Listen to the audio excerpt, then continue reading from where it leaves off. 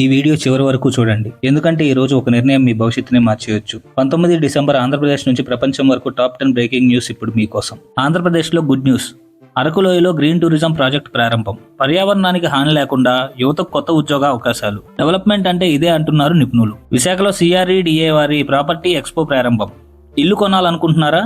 అయితే ఈ 3 రోజులు మీకు గోల్డెన్ ఛాన్స్, మిస్ చేసుకోకండి. విశాఖలో శాంసంగ్ ఇన్నోవేషన్ క్యాంపస్.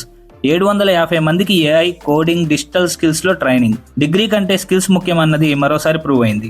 నవీన పద్ధతులతో వ్యవసాయం చేస్తున్న ఛాంపియన్ రైతులకు గుర్తింపు. రైతు అంటే కేవలం పంట కాదు, ఇన్నోవేషన్ కూడా. తెలంగాణలో సైబర్ దాడులు. ఈ ఏడాది 17,000కు పైగా ర్యాన్సమ్వేర్ కేసులు. వీటిని అరికట్టడానికి ప్రభుత్వం 24/7 ఏఐ సైబర్ సెక్యూరిటీ సెంటర్ ప్రారంభించింది. మీ డేటా మీ బాధ్యత.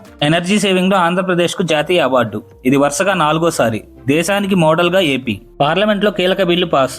గ్రామీణ ఉపాధికి కొత్త మిషన్. గ్రామాలే భారతదేశ భవిష్యత్తు అన్న సంకేతం. భారత్ ఒమన్ మధ్య కొత్త ట్రేడ్ ఒప్పందం. విదేశాల్లో పనిచేసే భారతీయులకు లాభం. ఇండియా గ్లోబల్ గా మరింత స్ట్రాంగ్. భారత్ దక్షిణాఫ్రికా T20 మ్యాచ్ వర్షంతో రద్దు. ఫ్యాన్స్ నిరాశ. కానీ సిరీస్ ఇంకా హాట్ గా మారుతుంది. సౌదీ అరేబియా నుంచి ప్రపంచానికి పెద్ద న్యూస్. 2028 WTO సమావేశం నిర్వహించేందుకు ప్రతిపాదన. గ్లోబల్ పవర్ బ్యాలెన్స్ మారుతుందా?